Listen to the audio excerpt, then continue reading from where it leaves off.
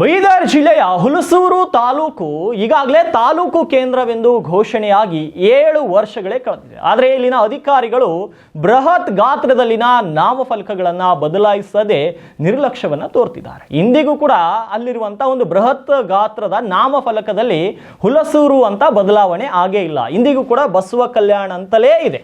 ನಾಮಫಲಕ ತೆರವಿಗೆ ಹುಲಸೂರಿನಲ್ಲಿ ಸಾರ್ವಜನಿಕರು ಆಗ್ರಹವನ್ನು ಮಾಡ್ತಿದ್ದಾರೆ. ಹುಲಸೂರು ತಾಲೂಕು ಘೋಷಣೆಯಾಗಿ 7 ವರ್ಷಗಳು ಕಳೆದಿವೆ. ಆದರೂ ಇಂದಿಗೂ ಕೂಡ ಬಸವ ಕಲ್ಯಾಣ್ ಎಂಬ ಹೆಸರಿನ ಬೋರ್ಡ್ ಇದೆ.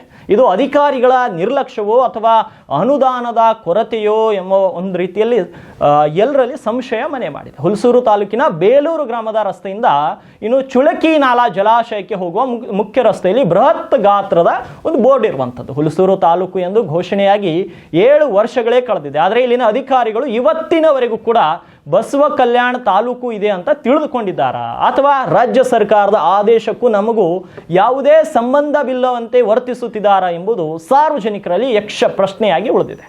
ಇದೇ ರೀತಿ ಹುಲಸೂರು ತಾಲೂಕಿನ ವಿವಿಧೆಡೆ ಅಧಿಕಾರಿಗಳು ನಾಮಫಲಕ ಬದಲಾಯಿಸದೆ ನಿದ್ರಾ ವ್ಯವಸ್ಥೆಗೆ ಜಾರಿರುವುದು ಮೇಲ್ನೋಟಕ್ಕೆ ಕಂಡು ಬರ್ತಾ ಇದೆ. ಇಲ್ಲಿ ಏನು ಅನುದಾನದ ಕೊರತೆಯೋ ಅಥವಾ ಅಧಿಕಾರಿಗಳ ನಿರ್ಲಕ್ಷ್ಯವೋ ಏನು ಕೂಡ ಗೊತ್ತಾಗ್ತಾ ಇಲ್ಲ. ಮುಂದಿನ ದಿನಗಳಲ್ಲಾದರೂ ಅಧಿಕಾರಿಗಳು ಎಚ್ಚೆತ್ತುಕೊಂಡು ಹುಲಸೂರು ತಾಲೂಕಿನ ವ್ಯಾಪ್ತಿಯಲ್ಲಿನ ನಾಮಫಲಕಗಳಲ್ಲಿ ಬಸವ ಕಲ್ಯಾಣ ಅಂತ ಬರೀತಾರ ಅನ್ನೋದನ್ನ ಕಾದು ನೋಡಬೇಕಾಗಿದೆ.